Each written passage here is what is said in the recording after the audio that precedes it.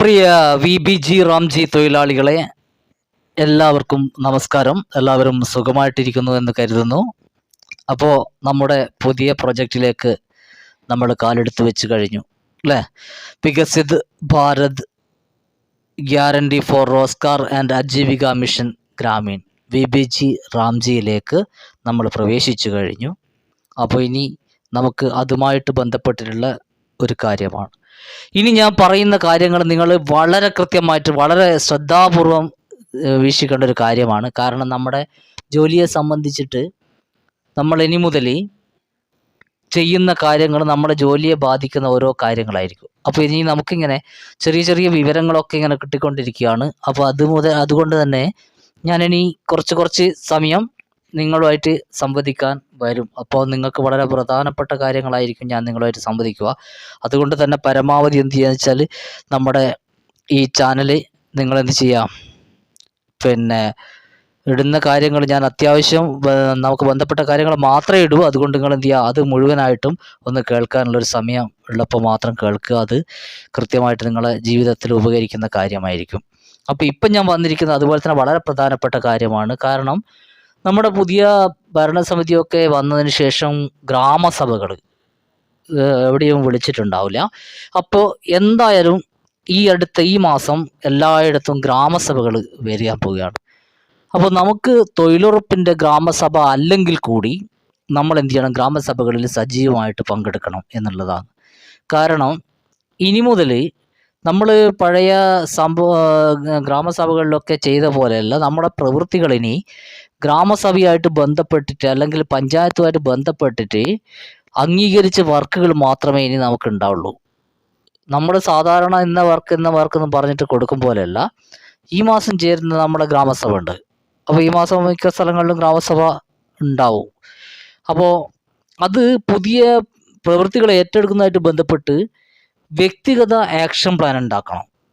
അതുകൊണ്ടാണ് നമുക്ക് എന്താണ് ചെയ്യാൻ പറ്റുന്നത്, നമ്മൾ നേരത്തെ പറഞ്ഞ കുറേ വർക്കുകൾ ഉണ്ടല്ലോ, അതുമായിട്ട് ബന്ധപ്പെട്ടിട്ട് നമുക്ക് എന്താണ് നമ്മുടെ വീടുകളിൽ അല്ലെങ്കിൽ നമ്മുടെ സ്ഥലത്ത് ചെയ്യാൻ പറ്റുന്ന വർക്കുകൾ എന്താണ്, ഇനി മറ്റുള്ളവരുടെ സ്ഥലത്ത് നമുക്ക് ജോലി ചെയ്യാൻ പറ്റുന്ന വർക്കുകൾ, അത് നമ്മൾ എന്ത് ചെയ്യുക, ഗ്രാമസഭയ്ക്ക് പോകുന്നതിന് മുന്നേ തന്നെ വ്യക്തമായിട്ട് നമുക്ക് എവിടെയൊക്കെയാണ് ജോലി ചെയ്യാൻ പറ്റുക, എന്തൊക്കെ ജോലികളാണ് ഇതിൽ ബന്ധപ്പെട്ടിട്ടുള്ളത്, നമ്മുടെ ഏരിയ ആയിട്ട് ബന്ധപ്പെട്ടിട്ടുള്ള ജോലികൾ നമുക്ക് ചെയ്യാൻ പറ്റുന്ന പറമ്പുകൾ ഏതൊക്കെയാണ്, ആരോടൊക്കെയാണ് കാണേണ്ടത്. അപ്പോൾ അവർക്ക് വേണ്ടിയിട്ടുള്ള കാര്യങ്ങളൊക്കെ നമ്മൾ എന്ത് ചെയ്യണം, മുൻകൂട്ടി ഒരു ധാരണയിലെത്തണം.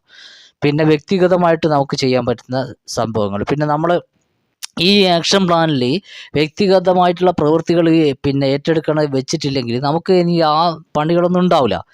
അപ്പോൾ അത് നിങ്ങൾ വളരെയേറെ ശ്രദ്ധിക്കേണ്ട ഒരു വിഷയമാണ്.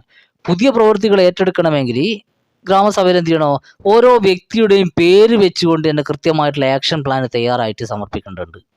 ഓരോ വ്യക്തിൻ്റെ നമ്മൾ സാധാരണയായിട്ട് എന്താ വെച്ചാൽ പഴയ സമയത്തൊക്കെ ആണെങ്കിൽ നമ്മൾ എന്ത് ചെയ്യും, മൊത്തത്തിൽ മണ്ണ് ജല സംരക്ഷണ പ്രവൃത്തികൾ എന്ന് എഴുതി വെച്ചിട്ട് ആവശ്യാനുസരണം നമ്മൾ എന്ത് ചെയ്യും, ഓരോ പറമ്പിലും പോയിട്ട് ജോലി ചെയ്യുന്നതിനനുസരിച്ച് ഇന്ന സ്ഥലത്ത് നിന്ന് എന്ത് ചെയ്യാം, നമുക്ക് എഴുതി കൊടുക്കാമായിരുന്നു അല്ലേ, ഇന്ന സ്ഥലത്താണ് നമ്മൾ ചെയ്തത്. ഇനി മുതൽ വരുന്നത് അങ്ങനത്തെ സംഭവമല്ല. ഗ്രാമസഭയിൽ മുൻകൂട്ടിയിട്ട് അറിയിച്ചിട്ട് അത് ആക്ഷൻ പ്ലാൻ അംഗീകരിച്ച് പ്രവൃത്തികൾ മാത്രമേ എന്ത് ചെയ്യാൻ പറ്റുള്ളൂ, ഇനി മുതൽ എടുക്കാൻ പറ്റും. ആക്ഷൻ പ്ലാൻ അംഗീകരിച്ച് ഗ്രാമസഭയിൽ വെച്ച് ആക്ഷൻ പ്ലാൻ അംഗീകരിച്ച് പഞ്ചായത്ത് അനുമതി കൊടുത്തിട്ടുള്ള പ്രവൃത്തികൾ മാത്രമേ ഇനി നമുക്ക് എന്ത് ചെയ്യാൻ പറ്റുള്ളൂ, എടുക്കാൻ പറ്റൂ. അപ്പോൾ അതുകൊണ്ട് എന്ത് ചെയ്യുമെന്ന് ചോദിച്ചാൽ, നിങ്ങൾ ഗ്രാമസഭകളിൽ ഇങ്ങനത്തെ സംഭവങ്ങൾ വരുമ്പോൾ നിങ്ങൾ സജീവമായിട്ട് ചർച്ചയിൽ പങ്കെടുക്കുക, നമുക്ക് ചെയ്യാൻ പറ്റുന്ന ജോലികളെ പറ്റിയൊക്കെ ചെയ്യുക. കാരണം എന്തുകൊണ്ടാണെന്ന് വിചാരിച്ചാൽ ഈ മറ്റുള്ള ജോലികൾ നമുക്കില്ല, ഇനി നമുക്ക് വരാൻ പറ്റുന്ന ഇപ്പം കണ്ടമാനുള്ള പഴയ പോലത്തെ വർക്കുകൾ ഇല്ലാത്തത് കൊണ്ട് തന്നെ ഇത് നിങ്ങൾ വളരെ ശ്രദ്ധിക്കണം. അത് നിങ്ങൾ എന്ത് ചെയ്യുക, നിങ്ങൾ തൊഴിലുറപ്പുമായിട്ട് ബന്ധപ്പെട്ടിട്ട് ശരിക്കും ഞാൻ കഴിഞ്ഞ വീഡിയോ തന്നെ പറയുന്നൊരു കാര്യമാണ്. കാരണം എല്ലാവരും കൂടി നമ്മുടെ തൊഴിലുറപ്പിൻ്റെ ആളുകൾ എല്ലാവരും കൂടിയിട്ട് എന്ത് ചെയ്യുക, ഓരോ സ്ഥലത്തും ഇരുന്നിട്ട് കൂടിയാലോചന യോഗങ്ങൾ ചേരണം. ഓരോ മേറ്റിൻ്റെ കീഴിലെ തൊഴിലാളികളെല്ലാം വിളിച്ചു ചേർത്തിട്ട് അവിടെ ചെയ്യാൻ പറ്റുന്ന വർക്കുകൾ എന്തൊക്കെയാണെന്നുള്ള പഞ്ചായത്തിനെ ധരിപ്പിക്കുക, വാർഡ് മെമ്പറെ ധരിപ്പിക്കുക. എന്നിട്ട് നമുക്ക് എന്ത് ചെയ്യാൻ പറ്റും, ഇനി തൊഴിലുറപ്പ് നിന്ന് പോവാതിരിക്കാൻ വേണ്ടിയിട്ട് നമുക്ക് എന്തൊക്കെ ചെയ്യാൻ പറ്റും. ഈ 125 തൊഴിൽ ദിനങ്ങൾ കിട്ടിയിട്ടില്ലെങ്കിലും പരമാവധി കിട്ടുന്നത് 125 തന്നെ കിട്ടും എന്നാണ് പറയുന്നത്. എന്തായാലും 125 കിട്ടിയില്ലെങ്കിലും പരമാവധി കിട്ടുന്നത് എന്ത് ചെയ്യുക, വാങ്ങിച്ചെടുക്കാൻ വേണ്ടിയിട്ടുള്ള സംവിധാനം ഉണ്ടാക്കാൻ വേണ്ടിയിട്ട് നമ്മൾ തന്നെ മുന്നിട്ട് ഇറങ്ങേണ്ട ഒരു സ്ഥിതിയാണ് ഇപ്പം വന്നിരിക്കുന്നത്. അതുകൊണ്ട് നിങ്ങൾ എന്ത് ചെയ്യുകയെന്ന് വെച്ചാൽ എല്ലാവരും ആ പ്രവർത്തനങ്ങൾ, ചെയ്യാൻ പറ്റുന്ന പ്രവർത്തികൾ, നമ്മൾ നേരത്തെ 318 വർക്കുകളെ പറ്റി പറഞ്ഞിട്ടുണ്ടെങ്കിലും അതിൽ നമുക്ക് ചെയ്യാൻ പറ്റുന്നത് വളരെ കുറഞ്ഞ വർക്കുകളാണല്ലോ. അതുമാത്രമല്ല പല സ്ഥലങ്ങളിലും സമയത്തിൻ്റെ ക്രമമൊക്കെ വളരെ വ്യത്യാസമായിട്ടുണ്ട്. ഇനി മുതൽ അതൊന്നും നടക്കൂല. കൃത്യമായിട്ട് 9 മണി മുതൽ 5 മണി വരെ തന്നെ സൈറ്റിൽ ഉണ്ടാവണം. അപ്പോൾ അതിന് ഭക്ഷണം കഴിക്കാനുള്ള സമയം ഉൾപ്പെടെയാണ് പറയുന്നത്.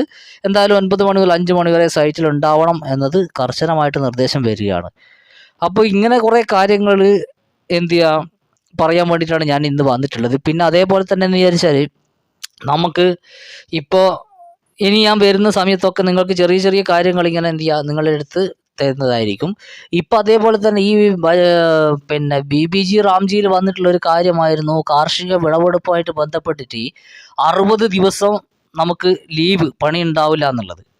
അപ്പോൾ പിന്നെ അതുപോലെ തന്നെ നമ്മളെ ഭവന നിർമ്മാണ പദ്ധതി തൊഴിലുറപ്പ് തൊഴിലാളികൾ ഉൾപ്പെടുത്തുന്ന മുന്നെയൊക്കെ നമ്മൾ എന്ത് ചെയ്തിരുന്നായിരുന്നു, ലൈഫിൻ്റെ അകത്ത്, ലൈഫ് ഇപ്പോൾ ഇല്ല എന്നുള്ള ഉണ്ടോ അറിയില്ല, അതിൻ്റെ കാര്യം പോട്ടെ. എന്തായാലും ലൈഫ് അങ്ങനെ ഭവന നിർമ്മാണ പദ്ധതികളിൽ നമ്മൾ എന്ത് ചെയ്യുന്നു, തൊഴിലാളികളെ, അപ്പോൾ ഈ വീടെടുക്കുകയാണെങ്കിൽ ഒരു 90 പണി വരെ എന്ത് ചെയ്യുക, അവർക്ക് അതിൽ ഉൾപ്പെടുത്തിയിട്ട് കൊടുക്കുന്ന ഒരു സംവിധാനം ഉണ്ടായിരുന്നു.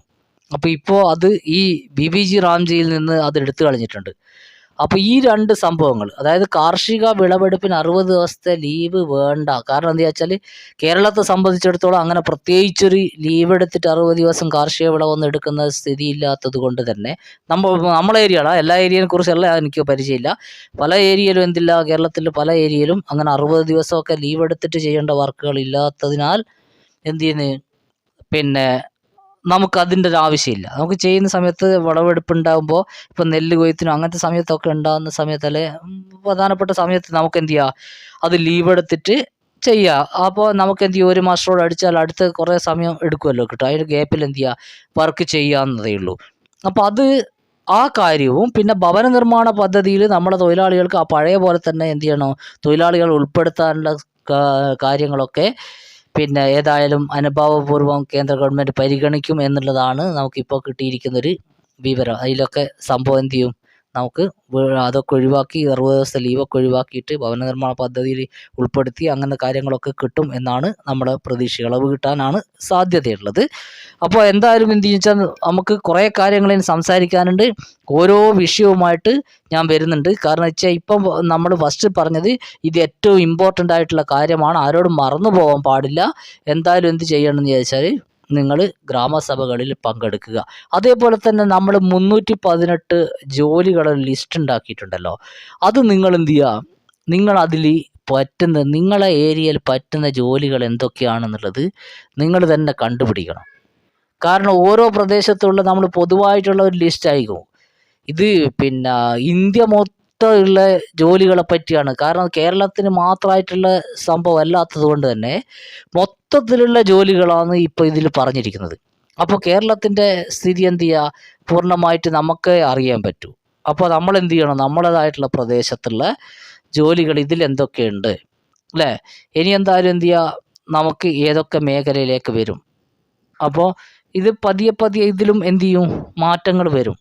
അതേപോലെ തന്നെ NMMS ഒക്കെ ഇപ്പം മാറിയിട്ടുണ്ട്, ഞാൻ കഴിഞ്ഞ ഇതിൽ പറഞ്ഞിരുന്നു. അപ്പോൾ അത് വീണ്ടും എന്ത് ചെയ്യുന്നു, വീണ്ടും മാറും എന്നതാണ് പറയുന്നത്.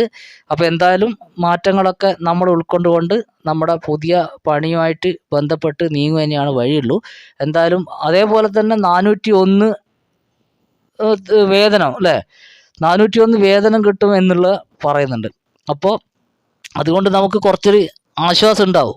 എന്തായാലും പിന്നെ നമ്മൾ ഇത്രയും 369 നിന്ന് ഒറ്റയടിക്ക് 32 രൂപ കൂട്ടിക്കിട്ടിയെന്നത് നമ്മളെ സംബന്ധിച്ചിടത്തോളം ആശ്വാസം നൽകുന്ന ഒരു കാര്യം തന്നെയാണ്. പക്ഷേ ഇത്തരത്തിലുള്ള അതിലും വലിയ ഒരുപാട് പ്രശ്നങ്ങൾ ഇങ്ങനെ നിലനിൽക്കുന്നത് കൊണ്ട് ആ കൂലി വർധനവിനെ നമുക്ക് ഉൾക്കൊള്ളാൻ പറ്റാത്തൊരവസ്ഥയാണുള്ളത്. കാരണം ഇത് കൂലി കിട്ടിയിട്ട് എന്താ പണിയില്ലാതെ എന്നുള്ളൊരു അവസ്ഥയിലേക്കാണ് ഉള്ളത്. എന്തായാലും ശരി, ഈ കാര്യങ്ങളൊക്കെ മാറ്റി ഇനി തൊഴിൽ ദിനങ്ങളൊക്കെ വരും. ഗ്രാമസഭ കഴിയുന്നതോടുകൂടി നമുക്ക് ഒരു ആശ്വാസം ഉണ്ടാകും എന്ന് തന്നെയാണ് നമ്മൾ പ്രതീക്ഷിക്കുന്നത്. എല്ലാവരും എന്ത് ചെയ്യുക, നമ്മുടെ ഈ കാര്യങ്ങളൊക്കെ നിങ്ങൾ ഞാനും പഠിച്ചു വരുന്നതാണ്, ഈ ബില്ലിനെ പറ്റിയും കാര്യങ്ങളൊക്കെ. അപ്പോൾ അതിനെപ്പറ്റി കൂടുതലായിട്ട് നമുക്ക് അടുത്ത വീഡിയോയിൽ കാണാം. വീണ്ടും കാണുന്നത് വരെ നന്ദി, നമസ്കാരം. എല്ലാവരും പരമാവധി ഗ്രൂപ്പുകളിലേക്കൊക്കെ ഷെയർ ചെയ്യുക. ഓക്കെ, പിന്നെ ഇത് ലൈക്ക് ചെയ്യാൻ മറക്കരുത്. പരമാവധി എല്ലാവരും എന്തൊക്കെയെങ്കിലും കമൻറ്റ് ഇതുമായിട്ട് ബന്ധപ്പെട്ട് നിങ്ങൾ എന്നോട് ചോദിക്കുക. പരമാവധി ഞാൻ മറുപടി തരും. Okay, thank you.